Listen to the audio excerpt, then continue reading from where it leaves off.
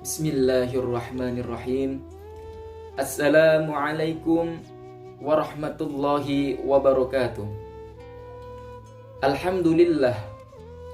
Alhamdulillahilladzi khalaqal insan wa 'allamahul bayan. Wa 'allama bil qalam ma lam ya'lam. Asyhadu an la ilaha illallah wahdahu la syarikalah. Wa asyhadu anna sayyidana Muhammadan abduhu wa rasuluh. Allahumma salli wa sallim wa barik ala sayyidina Muhammadin wa ala alihi wa ashabihi ajma'in, amma ba'd. Bapak Ibu Majelis Guru, siswa-siswi SMA Negeri 9 Malang, dan pemirsa yang budiman, syukur alhamdulillah kita ucapkan kepada Allah Subhanahu wa taala dengan ucapan alhamdulillahirabbil alamin, karena pada kesempatan hari ini kita masih diberikan nikmat yang begitu besar, kita masih diberikan nikmat yang begitu banyak, sehingga kita masih bisa menjalankan kewajiban kita berpuasa di bulan suci Ramadan ini, insya Allah. Shalawat dan salam kita sampaikan kepada junjungan alam Nabi Yuna Muhammad sallallahu alaihi wasallam dengan bersama-sama mengucapkan Allahumma salli wa sallim wa barik ala sayyidina Muhammad wa ala ali sayyidina Muhammad. Bapak Ibu guru, siswa-siswi, dan pemirsa yang budiman, seorang ulama terkemuka, beliau bernama Abu Abdullah Muhammad bin Idris bin Al-Abbas bin Luqman Asy-Syafi'i, atau kita sering menyebutnya dengan julukan Imam Syafi'i. Beliau telah menyampaikan kepada kita ada tips, ada cara supaya kita mudah dalam belajar, supaya kita kuat dalam mencari ilmu. Yang pertama yaitu adalah mujalasatul ulama, duduk bersama ulama. Ketika kita duduk bersama ulama yang itu hanya duduk-duduk biasa saja, maka kita akan mendapatkan ilmu. Karena al-ulama yaitu adalah ahwaluhul ilmu. Ulama itu ketika kita duduk bersama ulama, pembicaraannya, tindak tanduknya juga dengan ilmu. Sehingga duduk-duduk santainya saja kita akan mendapatkan ilmu, karena dari perilakunya, dari akhlaknya yang begitu mulia.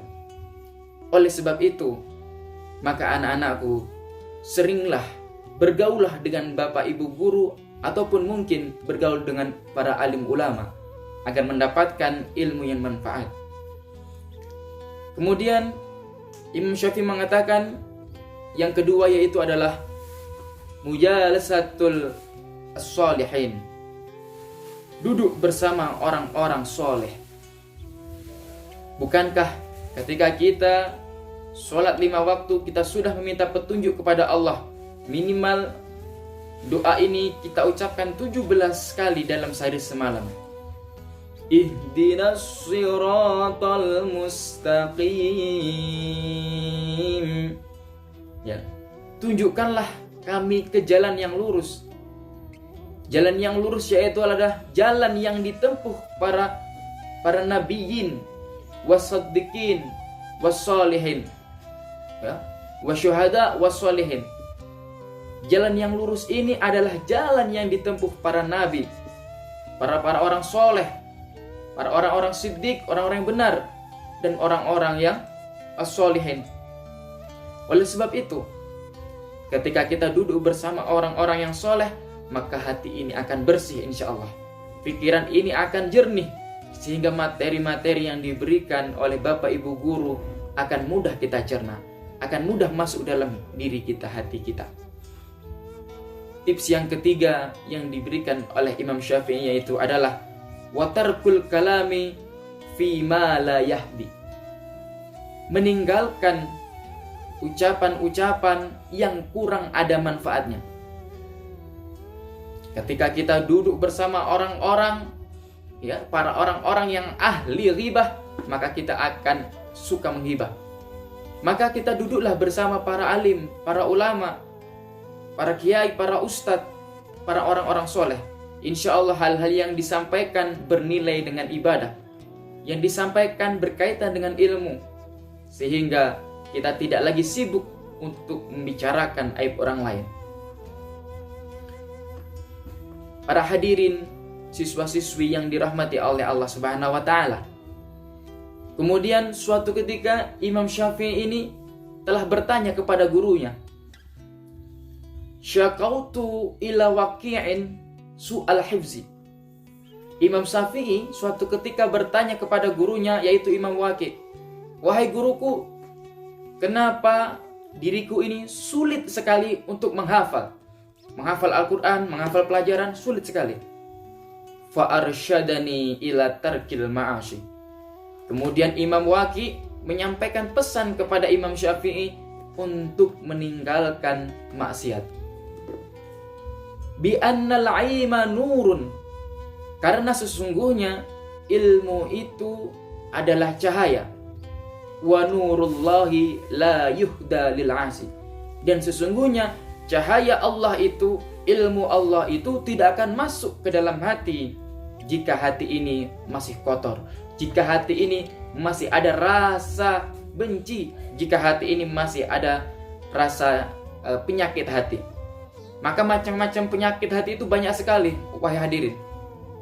Ria, dengki, iri, kemudian amarah, kemudian yang lain sebagainya. Ini merupakan penyakit hati, dan penyakit hati ini lebih bahaya daripada penyakit virus corona.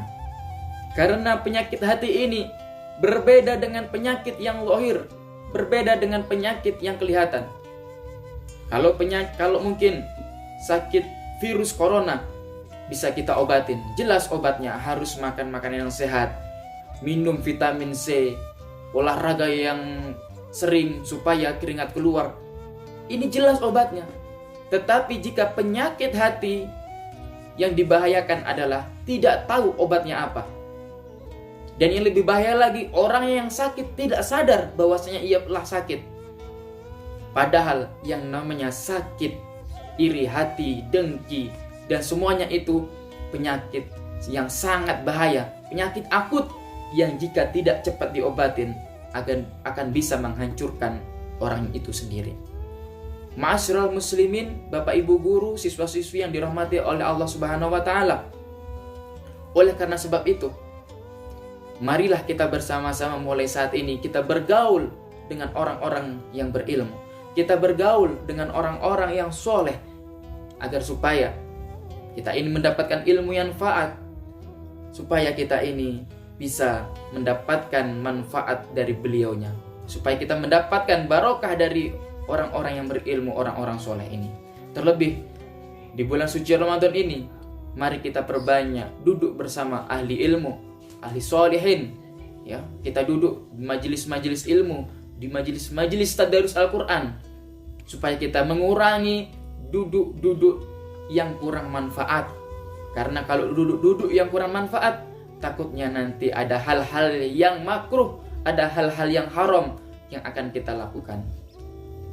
Itu yang dapat kami sampaikan. Mudah-mudahan hal ini, nasihat ini ada manfaatnya bagi diri kami secara pribadi dan juga kepada seluruh pemirsa pada umumnya, dan juga teruntuk buat anak-anakku. Mudah-mudahan selalu mendapatkan ilmu yang manfaat. Wallahu muwaffiq ila aqwamit thoriq. Assalamualaikum warahmatullahi wabarakatuh.